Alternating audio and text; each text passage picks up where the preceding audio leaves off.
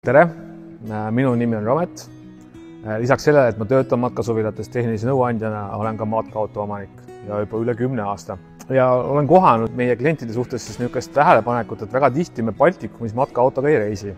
Ja siis ma nägingi võimalust, et oma kogemusest teha soovitusi ja pakkuda välja, kus me võiks käia. Et mina ka jõudsin sinna Baltikumi reisin tegelikult läbi paratamatuse, et olin matkaauto omanik, olin ka juba pikemaid reisid ära teinud kaugesse Euroopasse, aga siis tulid lapsed perre, siis nad olid liiga väiksed, et kaugele sõita ja niimoodi ma Baltikumisse lõpuks maandusin. Sellest on nüüd 10 aastat, kui ma oma Baltikumi avastusi matkaautoga tegema hakkasin ja kui ta alguses oli iga-aastane korra suve jooksul, sai käidud nii sõbraga kui ka abikaasaga kui ka perega, siis nüüd ma olen ka tihti avastanud ennast reisil üksi erinevatel aastaaegadel, on see talv, sügis, kevad, vahet ei ole, et põnevust leiab alati. Ja eelkõige ma tahaks rääkida Baltikumist kui siis Lätist ja Leedust, kuna Eestis on meil igaühel oma lemmikud olemas ja me üldiselt teame enamus sihtpunkte, aga Läti ja Leedu meie jaoks on natuke võõras ja võõras on ta siis eelkõige sellepärast, et me kipume Lätit ja Leedut ikkagi kasutama nagu transiitriigina, kui me liigume Euroopasse.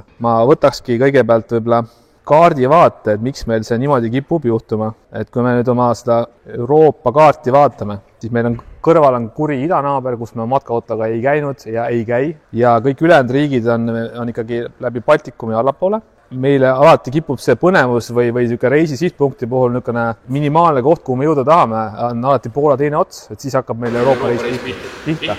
Aga olen unustanud tihti ära Baltikumi. Ma ise olin samamoodi alguses niisugune, mis seal ikka põnevat leiab, aga nüüd ma olen pigem huvitavas dilemmas, et mul küsitakse Eestis mind ägedat kohta, kuhu minna, siis ma oskan soovitada, ma oskan pigem Lätis leida. Kuigi ma oskan Eestis ka päris põnevaid kohti veel soovitada, et mu enda tähelepanu läinud ka sinna.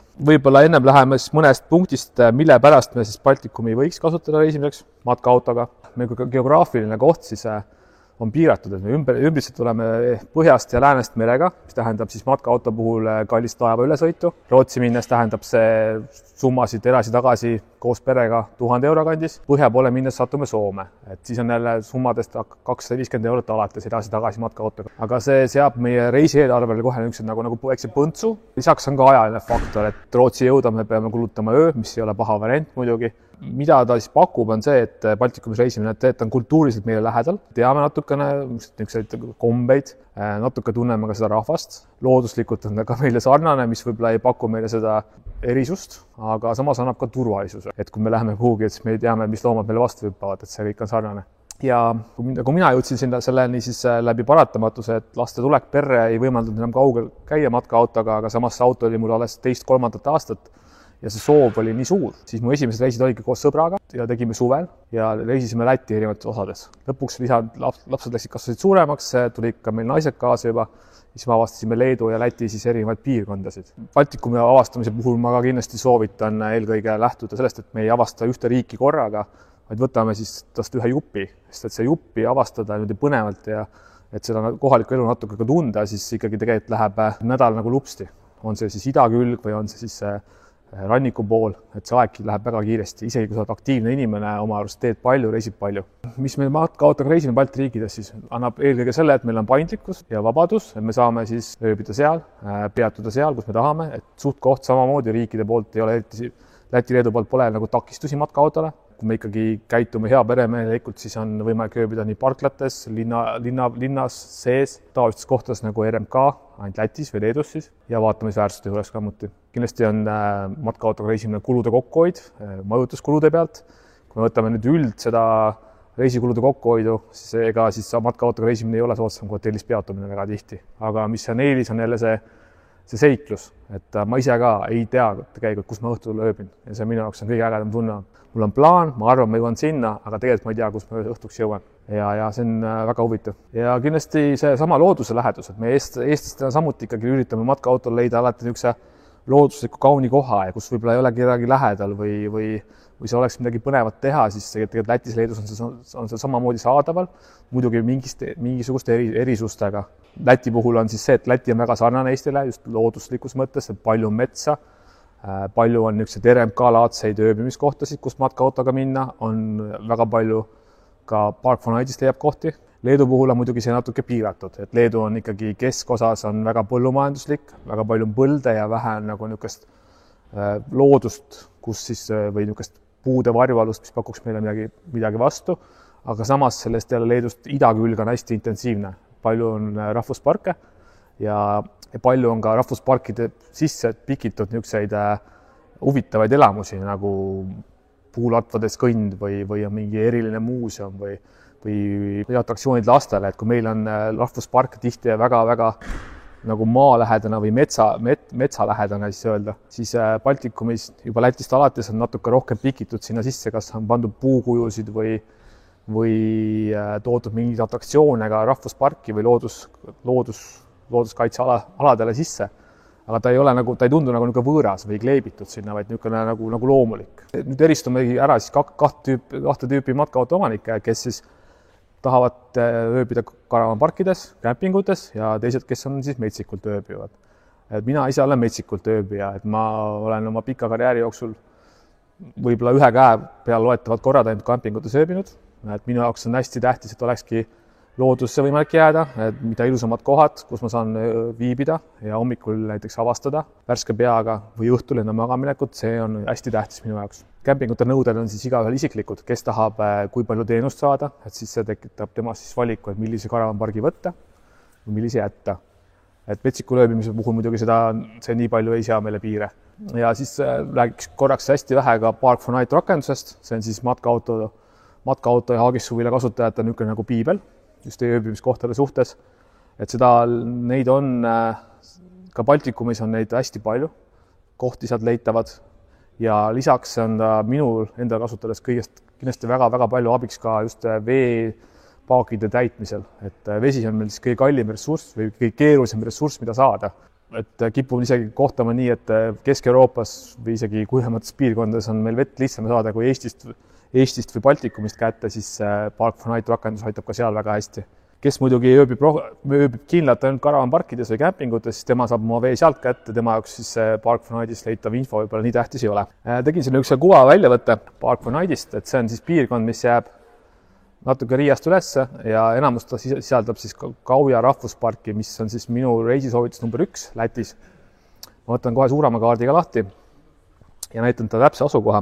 Et see on minu enda Google Mapsi siis nagu sihtpunkti, mida ma olen ise siis jooksvalt täiustanud, pannud juurde endale, et kui me nüüd Eestist hakkame tulema ja ületame Läti-Leedu piirisid, siis tegelikkuses jõuamegi kohe peatselt Gauja rahvusparki. Et see on siis piirkond, mis jääb Valmiera, Seesise ja Sigulda vahele. See on tegelikult ka väga hea koht, kus matkaautoga reisimist alustada. Ta ei jää väga kaugele Eestist, et siin on võimalik jõuda 3-4 tunnise sõiduga. Ta on hästi tihedalt pakitud kokku siis seda niisugust looduslikku liivakivipaljandeid, metsa, läbi selle tuleb meil sportimisvõimalused, vaba aja veetmisvõimalused, kuna siin on sees ka 3 tuntud linna Lätis, Valmiera, Seesis ja Sigulda, siis me leiame ka tegevust, nagu linnategevust, kellel on siis soovi käia võib-olla paremas mingis söögikohas või vaadata vanasid ehitisi. Ta sobitub kindlasti väga hästi ka talvisel ajal. Lisaks sellele, et on seal suvel võimalus matkata, jalgrattaga sõita, avastada, siis talvel on see võimalik suusatada, samamoodi matkata. Sigulda on tuntud ka oma bobikelgu selle raja poolest, et kes tahab ennast ekstreemsust kätte saada, siis seal on seda väga hästi võimalik teha. Kõiki neid vaatamisväärselt ükshaaval läbi rääkima, aga siis on minu reisisoovitused. Et näiteks alustada Gauja rahvuspargist, siin ei ole pikk maa sõita, või siis veel lähemalt Eesti piirile on siin asula nimega Masalaka, et siin on hästi eriline matkarada, mida ma ka oli mul Google Mapsis oli mitu aastat sees, aga ma kunagi ei jõudnud sinna, et alati tundus, et liiga lähedal on, et ma sõitsin alati kaugemale. Ja nüüd eelmise sügisel ma lõpuks jõudsin sinna. Tegemist on üks kohaliku Läti RMK poolt hallatud matkarajaga, mis jookseb mööda jõe äärt. Rada on vist 4 kilomeetrit pikk ja seda rada on ka võimalik autoga läbida. Et ta teeb nagu huviliseks, et jalgsi rada jookseb seal jõe äärest, mis on ääristatud igasuguste puukujutistega, vaateplatvormidega, mõned atraktsioonid, niisugused looduslähedased ja natuke eemalt jookseb siis ka autotee. Kõik lõpeb siis ühe liivakivipaljandiga, kus on võimalik siis grillida, seal on olemas küttepuud, grillimiskohad, aga autoga siis läbides on see loomulikult väikse tasu eest. Aga ta asub väga lähedal Eestile ja soovitan kindlasti külla minna, vaadata selle kohta. Nagu näha on kaardi pealt, siis neid on võimalik väga lähedalt juba leida. Et need Google Mapsi koordinaadid on rohkem minu maitse järgi siia pandud, aga me näeme siin neid on päris palju, nad on tekkinud reiside käigus, ette toodetud ja järgi toodetud. Kui me võtame nüüd Läti ma võtan need koordinaadid maha siit, et samamoodi Lätit ma soovitan avastada samamoodi, et kui me tuleme Eestist siit mööda Ikla maanteed, et siis võtta kas Läti vasak külg või Läti parem külg, et need tegelikult pakuvad nädalaks tegevust mõlemad. Et jõuab ka puhata ja nautida. Et nagu tervet Lätit hallata on juba keeruline, et see ei anna niisugust õiget ettekujutust ja võib läheb liiga spordiks ära lõpuks. Ja sama teema, kui me reisime Baltikumis siis matkaautoga, siis samamoodi kindlasti ka Leedu puhul, et nagu ma rääkisin, Leedu keskosa on suht niisugune põllumajanduslik piirkond, et siin peale mõne kole kauni linna eriti midagi põnevat näha pole, aga kõik see põnevus jääb jälle kas rannikule, siis Kuramaa, mis on väga äge vaatamisväärsus ja väga edukalt ka läbitav matkaautoga. Ta on muidugi väga kitsukene saarejoon, et seal ööbimisvõimalusi on ka parklatesse võimalik jääda, aga päevasel ajal on seal väga palju inimesi. Et siis kindlasti see parkimiskoht vabaneb võib-olla õhtuks või siis tuleb varakult endale ära võtta, kus siis ööbida. Piirangud iseenesest nagu väga ei olnud veel, siis kui mina käisin, pigem on see, et võib päevasel ajal olla tasuline parkimine näiteks mõnes kohas. Aga õhtul on ta väga lahe ja loomulikult Klaipeda annab siis selle linna läheduse meile kohe siin. Ja kes rannikut avastades on võimalik kohe liikuda Palanga, mis on Leedu kuurortlinn, ise mulle endale jätsid suht külma koha. Ei ole vist väga, kui seal saab mingi hea kämpingu kusagil lähedale võib-olla see elukeskusele, siis võib-olla on äge, aga ma ise ei ole Jurmala ega Palanga suur fänn, nad on suht sarnased, elu ja melu poolest. Suvine Pärnu on niisugune mõnus elamus, niisugune kultuurne või niisugune lahe, siis see natuke niisugune kipuvad mõlemad see Palanga ja Jurmala on natuke slaavilikud kuidagi, kuna see enamus, kelle suunatud on sealt regioonist. Aga samas on kohe kõrval, siin on looduslik osa on väga ilus. Kindlasti tasub ka seda Kaliningradi vastu olevat külge läbida matkaautoga, sest et siin on samamoodi, nagu näha, on rohelist ala rohkem ja on ka rahvusparke ja on ka väga efektseid vaateid jõele ja ka piirijõele, mis on Kaliningradi ja Leedu vahel. Et siit leiab niisuguse mõnusa marsruudi tulles ja ka minnes väga hästi. Ja minu enda lemmik on siis tegelikult kõik see Leedu idaosa. Et ma alles eelmine nädal ka koolivahereisil nüüd läbisin seda sama marsruuti talvisel ajal, mida ma olen ka suvel läbinud. Ja seal on ka hästi palju rahvusparke, on ka linnad, eks meil kohe siin Kaunas ja Vilnius. Et kindlasti soovitan see tasuline versioon teha. Et see on aastane kulu on alla 10 €, aga ta annab teile võimaluse kohe kasutada otsingut näiteks sellega, et kus ma saan joogivette endale. Panete drinking water ja otsing ja kõik ülejäänud need asjad kaovad kaardilt ära. Tuleb see, et see on hästi mugav ja see tasu on nagu väga väike. Ta on ka tasuta versioonis päris asjalik, aga kindlasti mõned ööbimiskohad on kadunud kaardid sellisel juhul ja te leia neid ja äpp kipub ka olema natuke tark, et kui ta näeb, et te olete selles regioonis, siis ta võib mõned asjad ära kaotada. Et tasulises versioonis on need nähtavad. Kommentaaridega on see, et kui need kommentaarid kipuvad olema hästi suvised, et kui seal on kirjutatud, et suvel sa kalamehed tulid ja segasid ja õhtul noored hängisid ja tümpsutasid, siis sügisel seda ei ole. Sügisel on nagu Eestiski, et siis tasub nagu seda ise kaine talupäeva mõistusega natukene vaadata, et see on nagu suvine teema või suvine probleem, et siis tegelikult talvel seda probleemi ei ole. Ja ma ise olen ka neid kommentaare loen loomulikult, et olla aktuaalne, aga kui ma nüüd talvel reisingi, siis tegelikult ma seda, et kas see koht on ligipääsetav autoga üldse, matkaautoga, siis tegelikult seda infot mul ei ole, sest keegi see talvel väga kommentaari ei pane, seal keegi ei käi talvel. Kui ei käi matkakad, ei käi seal väga palju kohalikke ka, et siis tuleb natuke võib-olla siis kaadata kaardirakendust või Google Mapsist hinnata, kas see tee on läbitav sinna, et väga sügavale ei maksa talvel matkaautoga tungida.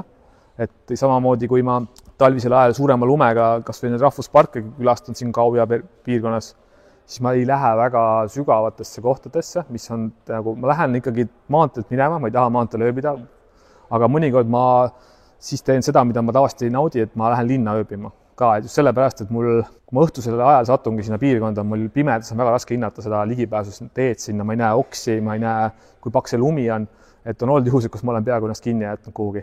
Et paljud jäljed, mis viivad nagu sõiduautode poolt sisse sõidetud rada, tegelikult lõpeb meie matkaauto jaoks, lõpeb selle, et kraabid kohe ennast maa sisse. Et eelmine talv mul oli niimoodi samamoodi, et oli parkla, kus oli näha tohutult kogused sõiduautosid üle sõitmas, oli samas rahvuspargis, hästi ilus koht. Aga nii kui ma sinna parklasse sisse keerasin, ma jõudsin kohe ratastega maa sisse, õnneks ma sain välja, parkisin auto sinna tee peale, see oli nagu lõpptee, tegin oma reisi ära ringi ja enne kui ma jõudsin välja sõita, tuli metsaveokas vastu mulle. ja ma parkisin uuesti samasse auku tagasi. Ainult kasutajad on selle nagu update'ijad siis tegelikkuses, et seal admin isik on küll, aga ega ta nagu adminid on, et see, mida suuremaks see rakendus kasvab, seda vähem ta saab seda info tõesust kontrollida. Et siis peab ikkagi usaldama neid, kes kommentaare jagavad. On, et Leedus sissesõidul see aasta, talvel käisin just, et oli Trušinkais, oli enne kui linnapiirile jõudsin, oli kohe mingi kämperite, mingi kellaajad. Ma jõudin isegi ära fikseerida, mis see kõik oli. Kähku guugeldasin, kas on mingid erisusi linna poolt pandud. ChatGPT midagi ei öelnud, Google mitte midagi ei öelnud, aga ma nägin liiklusmärki. Ei, see Leedus. Trušinkai on see Leedu alumine ots, kus on kuuratlinn nagu ja seal on talvel tegevust, suvel tegevust, seal juba on piirang seatud. Kaunases ei ole piirangut, Kaunases ma käisin nüüd just ja Vilniuses ma ei ole matkakaga käinud, aga suurlinnad on üldse matkaka jaoks minu jaoks natuke niisugused, ta ka suur linn Baltikumi mõistes ikkagi, et ma tunnen ennast vähem Baltikumis, tunnen kindlasti turvaliselt suurlinnas. Ei ole nagu niisugust tunnet võib-olla kusagil kaugemal Euroopas, aga ma pigem teeks ka selle päeva seal ära. Võib-olla siis leiaks nagu Park 4 Night'ist niisuguse ülihästi hinnatud koha, et kus tõesti on vaikne ligipääs linna hästi, turvalisus on tagatud, kellegi peale autos sees käidud, see info on kõik tavaliselt kommentaarides leitav. Mis see kommentaaride puhul hea on muidugi see, et ta tõlgib ka siis neid prantsuse ja ingliskeelseid tekste ja tõlgib inglise keelde, kui vaja on. Et siis saab ka nagu kõikides keeltes see info on kättesaadav ja olen ka juba väga palju kohanud, et inimesed isegi eesti keeles kirjutavad kommentaare sinna äppi. Et see ei pea kartma, et sa inglise keelt ei oska või saksa nagu hästi kirjutada. Kui see uus info on hästi vajalik, näiteks teisele Park 4 Night kasutajale, olgu ta kas või Portugalist, siis kirjutage eesti keelesse sinna. Nad saavad selle translaatori, tahavad selle infot kätte saada, siis nad loevad selle ise läbi selle tõlke ja abi saavad kätte. Et see on nagu kogukonna äpp ja ta ikkagi on suht aktuaalne, et ikkagi kohad, mis on väga hapuks läinud, kus ei ole hea olla või on tehtud sinna ehitus või midagi üles kaevatud. Nad ikkagi lähevad, see info jõuab sinna ja kaovad ka kaardilt ära, aga me peame ise aitama selles. Et tasubki see adminile kirjutada, kuulge, et see koht on nüüd pommiauk, et siin hakatakse maja ehitama, et siin ei ole midagi teha või enam võimalik, et siis see hoiab seda äppi puhtamana. Ja nagu me alustasime, siis tegelikult kindlasti need negatiivselt need kommentaarid seal klientide poolt. Et see hinnang on ka, et kohad, mis on, minu jaoks on kõik kohad on 5 tärni väärised, kus ma saan magada öö, kus on looduskaunis koht, aga ma ei hinda, et kui kaunis looduskaunis kohta need oli. Et kui ma hakkan Norra mägedega võrdlema seal mingi Liivakivi paljandit Lätis, siis loomulikult Norra mägi on 5, Lätis see Liivakivi paljand on 2,5, eks ma ei saa panna hinnet 2,5, ma panen ikkagi talle 5. Et seal ma ikka olen kohanud, et inimesed eriti, nad hindavad võib-olla mõnikord väga negatiivselt mõnda kohta, et tasub natuke seda nagu talupoja mõistusega võtta. Aga üldjuhul nad ikkagi on põhjendatud. Aga ma olen ka väga häid kohti niimoodi ööbimist kasutanud, kus ma ei saagi aru, millest see hind on. Seal ongi see hinnang on võib-olla 1 või 2 inimese poolt sinna pandud selle kohale, et on see hästi madal hinnang. Kellegi võib-olla oli see mingi juhus ja tegelikult see koht on väga väärtuslik, aga enamust on Park 4 Nighti kasutajad loevad, kasutavad, vaatavad, siin on 2 kommentaari, mõlemad on pannud kehva hinde, aga mis see tegelikult põhjus oli? Võib-olla see koht on ikkagi 5 tärni vääriline, et seda peate ise hindama. Nendele palangad, Trušinkaid, nagu meil Pärnu on, need on kipuvad nagu üle reguleerima ennast, et seal just esimesena hakkavad saama siis matkaautoomanikud, sissesõidupiirangud. Selle eest on meil kõik ägedad väikelinnad olemas seal. Et nagu päevki käisin, on Biržai, Moletai, me kindlasti ei ole kunagi kuulnudki niisugust linnadest, aga mis on kõik nagu kohalikud Eesti kaunid linnad, nagu Viljandi ja niisugused väiksed kohad. Et need on meil jäävad ikka avatuks. Baltikum on väga sarnane kultuurist, nagu ma rääkisingi, et siis Baltikumi üks suur miinus on see, et kui me Park 4 Night'ist leiame üliilusa linna ääres mingi laheda koha, kus on vald palju panustanud, mis on võib-olla looduskaunis kohas, siis see kipub olema ka noorte kogunemiskoht õhtuti. Ma kindlasti olen kõik kokku puutunud sellega. Esimene asi on, mina hoian need ossid, et lastele teil nalja, ossid tulevad õhtul. Osside puhul on lihtsalt see jama, et nad teevad kõvasti lärmi, aga üldiselt nad on ohutud. Et nad autodesse üldiselt ei tungi ja koputamas ei käi. Et ma ikkagi, väike hirm on kogu aeg ja see on matkaauto inimese hirm, et ma esimestel aastal, kui ma reisima hakkasin, siis mul isegi tundsin Saaremaal. Ma läksin kell 10 magama õhtul ja järsku inimesed tulid suvel ujuma. Niisugused õllesed mehed tulevad kõva häälega, see matkaauto on ju nagu kiles tundub esimest korda, kui sa ööbid seal. Et siis ehmatasin ka ära ja hakkasin juba enam-vähem isikukaitsevahendid välja otsima. Nüüd ma olen juba rahulik ja esimene aasta ma üldse magasin kõrvatroppidega, kui ma reisisin. Just sellepärast, et ma ei oleks kogu aeg üleval iga krõpsu peale. Siis tegelikult osside puhul on see, et kummijutid, loomulikult näitab seda, et tõesti siin käib. Aga muidugi jutid võivad olla mitu kuud vanad ka, eks keegi pole käinud seal, et siis on selle see koht, kus sa pead mõtlema. Nagu ma ütlesin, üldiselt on ohutud, nad teevad lärmi, mida vähem sa neist välja teed. Eks tulesid põlema ei pane, kardinid liiguta, siis tavast piirtub see 15-20 minutiga. See on see miinuspool, mis jääb meiega kaasa saatma kahjuks. Nii et Park 4 Night kindlasti. Talvel siis jah, et ei maksa võib-olla väga sügavale minna.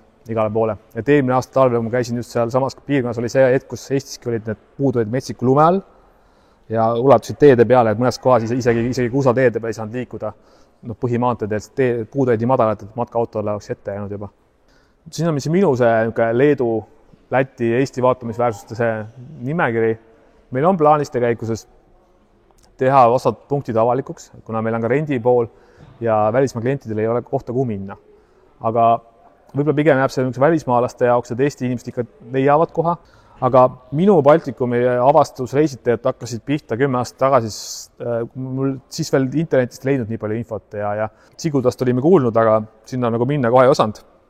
Siis on sama kataloog, Camping in Baltics, mis iga aasta antakse välja. Olete kindlasti näinud seda kataloogi. Paljud võib-olla seda võtnud, mõeldud, et mis ma ikka sellega teen. Aga see on üks parimaid väljaanded, mis ma kunagi näinud üldse olen. Just selle koha pealt, et kuhu minna. Et need kõik vaatamisväärsused, eriti just Eestis on kõige hõredamalt neid. Siis kõik vaatamisväärsuste jaoks on olemas pilt. See pilt on kõige tähtsam asi üldse. See annab, kui meil lihtsalt on niisugune tekst, et koha nimi on see ja võõras keeles ja võib-olla ei ole käänatud ka eesti keelde, siis see pilt annab meile kõige parem ülevaate, kas see tasub minna. Pilt on atraktiivselt valitud, leiame kohe, see kõik köidab mind ja saan ka väga hästi ennast kaardi veel positsioneerida, kus ta asub. Et see töötab päris mitu aastat enne, kui see kaart ammendab ennast. Et soovitan kasutada, meil on need kataloogid olemas siin koha peal ka saadaval. Ma ise olen enda peal läbi proovinud selle ja siis samas kataloogis ongi siis nähtav see sama Eesti kaart, Eesti, Läti, Poola, Eesti, Läti, Leedu. Et samad punased on kõik siis vaatamisväärsused siin ja kui me ei tea, mis see siis on, võtame võib-olla Eesti puhul, siis meil on tuttavamad kohad, et meil on kohe see vaatamisväärsus on kohe pildina ilusti kuvatud, et see tegelikult väga hästi nagu toimib selle info kättesaajana. Kõik see info on leitav, et siin on hästi lahe vaatetorn, et sinna võiks minna. Teine info, mis siis Karavanplatsi külastajatele tähtis on see, et siin on kämpingutest on ka nagu lühitutvustus olemas. Et on tegelikult näha juba aerovaatest, milline ta välja näeb, mitte kõikide kämpingute puhul, aga kõik need teenused, mis saada. See on nagu hästi tähtis meie jaoks, et kas saame tühjendada reoveepaaki ja kas seal äkki on saun või midagi muud ka teha. Kes on kämpingu inimene, siis ta leiab siit enamus need Läti-Leedu kämpingud. Need ongi Eesti, Läti-Leedu kämpingute liidu poolt nagu siis koostatud ja ta on väga hästi pika traditsiooniga ja iga aasta tuleb uus kataloog, ehk siis kohad, mis on kinni pandud, neid siin ei ole, et tasub seda vaadata. Et loomulikult me leiame äpist ka ja leiame ka veebist infot, aga mõnikord see paberkandjal informatiivne materjal on ka väga hea.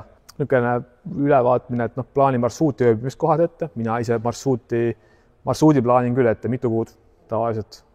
Panen paika ööbimiskohad. Marsruudis ma kinni muidugi ei pea. Marsruuti muudab ilm, nagu me teame, eriti mägedes.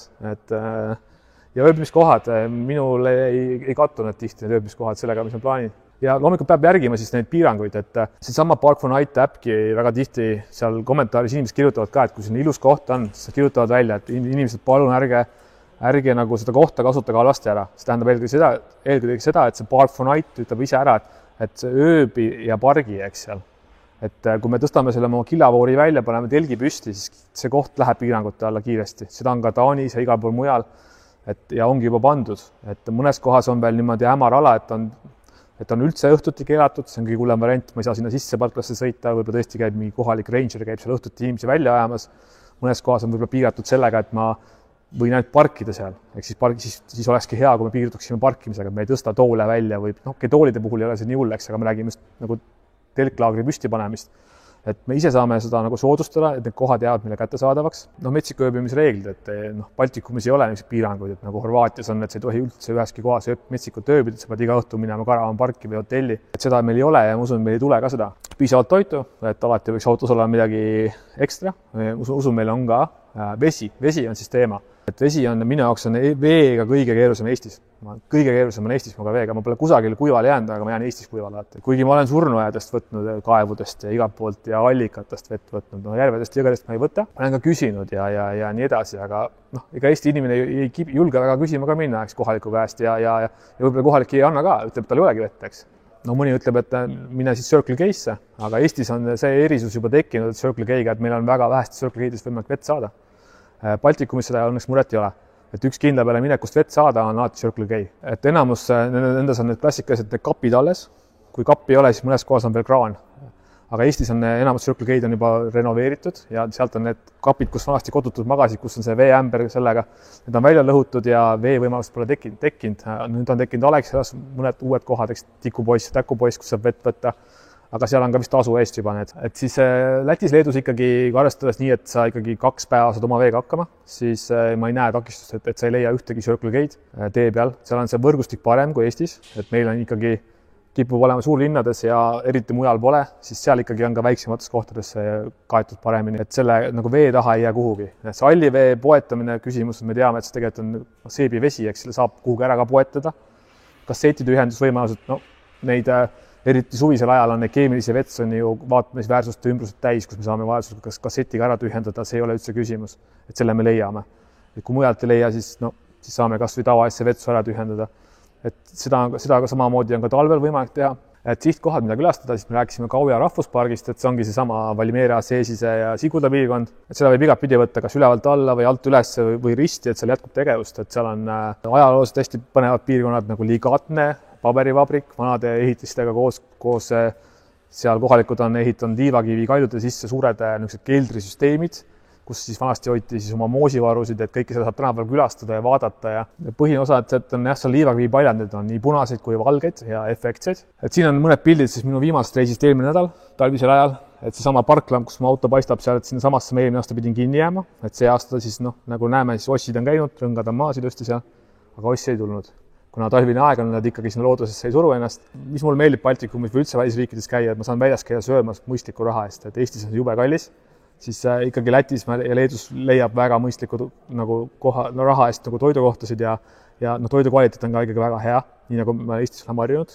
Ja samamoodi see Kauja rahvuspargi piirkond sobib nii sportivatele inimestele, et siin on ka pilt, kus me oleme hommiku vara. Kui ma tavaliselt käin õhtus nagu sportlikku tegevust tegemas õhtuti pärast tööpäeva, siis matkaautoga reisides ma teen alati hommikuti seda. Ja üks põhjus on sellepärast, et lastega reisides me tegelikult ei tea, kuidas me päev möödub ja kuhu me õhtul maandume ja mis kell ja kas see võimalusi on. Siis on hea soovitus, et proovige rutiinist välja minna ja hommikul näiteks midagi teha põnevat. Ja joostes saab alati katta mingit suuremat perimeetrit ümber selle.